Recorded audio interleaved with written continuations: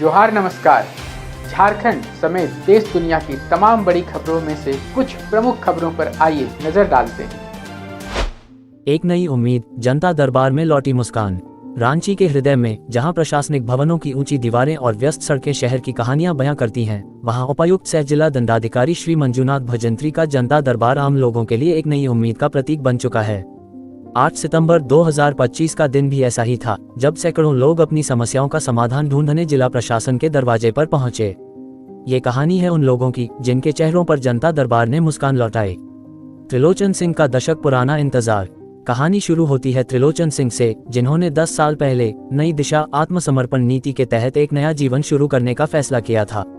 सरकार ने उन्हें 4 डिसमिल जमीन का वादा किया था, लेकिन सालों बीत गए और वह जमीन उनके लिए सिर्फ कागजों पर थी।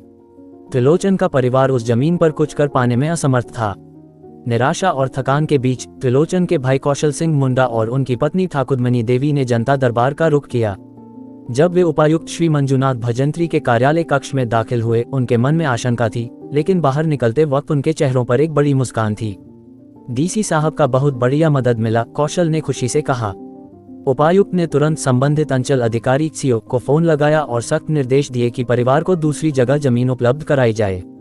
उन्होंने कौशल और ठाकुरमणि को अगले मंगलवार को सीओ से मिलने की सलाह दी। 10 साल का इंतजार अब समाप्ति की ओर था और यह सब कुछ मिनटों में हुआ। सीएम सर को भी बहुत बहुत धन्यवाद, ठाकुरमणि ने कहा। उनकी आंखों में आभार और नई उम्मीद चमक रही थी। मिनटों में पूरा हुआ राकेश का सपना। दूसरी ओर राकेश कुमार चौधरी की कहानी थी, जो सालों से अपने सक्सेशन म्यूटेशन के लिए अंचल कार्यालय के चक्कर काट रहे थे। हर बार उन्हें नई तारीखें, नई बहाने मिलते। थक हार कर वे जनता दरबार पहुंचे।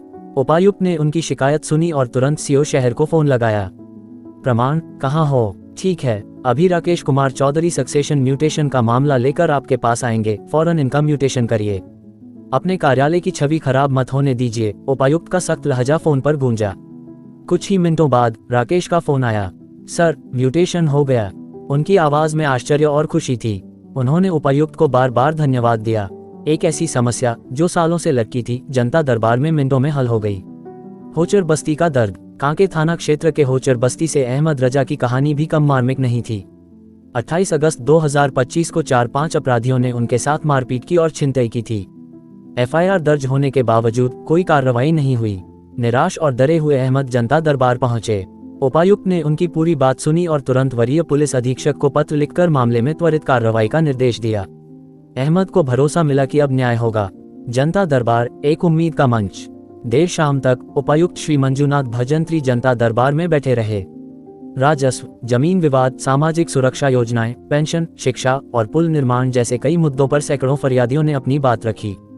हर आवेदन को गंभीरता से सुनते हुए उपायुक्त ने संबंधित अधिकारियों को त्वरित और पारदर्शी कार्रवाई के निर्देश दिए। जनता दरबार आम लोगों के लिए प्रशासन तक सीधी पहुंच का सबसे प्रभावी माध्यम है, श्री भजंत्री ने कहा। हमारा उद्देश्य है कि कोई भी उचित फरियाद अनसुनी न रहे। जिला प्रशासन की छवि जनता के बीच विश्वास की होनी चाहिए। अबुआ साथी, जनता की आवाज।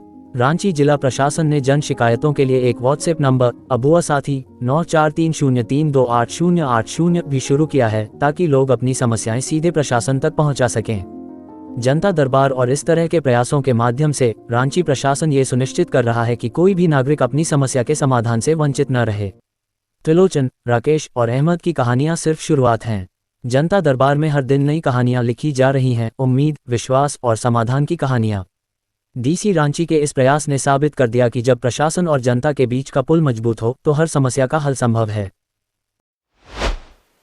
तो कैसी लगी आपको हमारी ये खबर, ये हमें कमेंट बॉक्स में लिखकर जरूर से बताएं। और ऐसे ही नवीनतम ताजा अपडेट्स, खास खबरों से रूबरू बने रहने के लिए बने रहें हमारे संग।